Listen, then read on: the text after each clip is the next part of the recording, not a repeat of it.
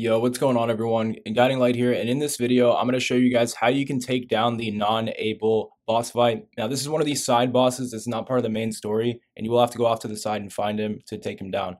Now, in order to get started, fast travel into the Valley of Ecstasy in the Forest of Felicity, and this is where you'll want to fast travel in. You can go off to the right here, and you'll be able to find him. Now, there is actually another fast travel point that's a little bit closer. Not by much, only maybe like 200 feet, but I figured I'd show you guys the pathway to get there from this checkpoint, just in case maybe you don't have the other one that's closer to the boss. I figure if you guys already have that checkpoint, there's a good chance you may have already found the boss. But either way, this is how you're going to get there. Now, there's going to be some enemies in the way. I'm just running past them so that we can arrive at the boss fight with just about full health. These enemies are going to respawn every time, and I've already taken them out a few times over. So for the sake of the video, we're just going to run right past them. Now, there's going to be this mage here and an enemy that can jump down from above that you want to look out for. And once you get up here, you're going to turn to the right. This boss is a little bit hidden, but if you like to explore and you check most of the corners in the map, then you probably have found it already, but I will show you guys how to take down this boss. It is a little bit challenging compared to some of the other side bosses and even some of the main bosses, especially this boss actually is a bit hard. Now, this boss actually has 2 phases, so don't waste all of your abilities here right at the beginning because he will have a second health bar. Now, I like to start off the fight by actually stunning the boss. He's already going to be stuck on the ground anyway, so you can just go ahead and stun him and get a good amount of damage in. Now, from there, you just want to dodge his attacks. His attacks are a bit slow. Instinctually, you're going to want to dodge, but if you actually have to delay your dodges, maybe like a second or so on this boss, his attacks look like they're going to come out, but they actually charge up a bit before hitting you. So that's one tip I can give you for this boss. Now, as you can see, I've already got about half his health down. We've only really used like one ability. So I just suggest taking advantage of the Immobilize and the Cloud Strike where you create that decoy. These are the best 2 abilities to use against this boss, I thought.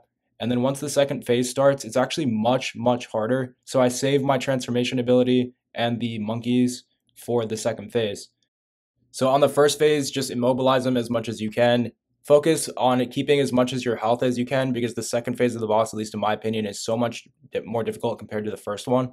Now, as you can see, right when the second phase starts, I go ahead and create a decoy. I spawn up the monkeys. Now, the downside to the monkeys is they actually use a ton of stamina. I like to pop them regardless because I have put up quite a few upgrade points into them, but it's definitely not necessary because you're going to use quite a bit of your mana using that ability. I highly suggest just maybe popping the decoy, and then at the very least, you're going to want to pop this transformation. Now, once you're in your transformation, be sure to charge up your stamina bar. This is going to allow you guys to do a special heavy attack. And if done properly, you can actually do that heavy attack 2 or 3 times. As you can see, I actually got over 50% of his health down in just one combo there. And the rest of the fight is actually pretty simple from this point. And like I said, guys, his attacks are pretty hard hitting. And I definitely took a lot more hits than I probably should have at this point. So you definitely want to just be sure to try to dodge as many of his attacks as possible. This is why I chose this strategy, because if you get to this point in the fight where his attacks are a lot harder to dodge or he's more aggressive, you should already have a considerable amount of his health down already because of all the abilities you used, and you should already have a bunch of health potions remaining also. So hopefully this guide helps you out to get this one done, and I will catch you in the next video. Peace.